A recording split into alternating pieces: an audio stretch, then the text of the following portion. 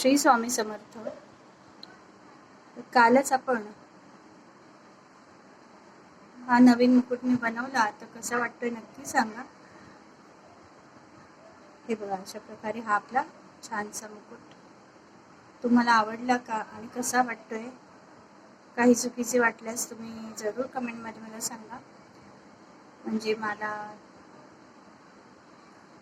त्या सुधारणा करता येतील.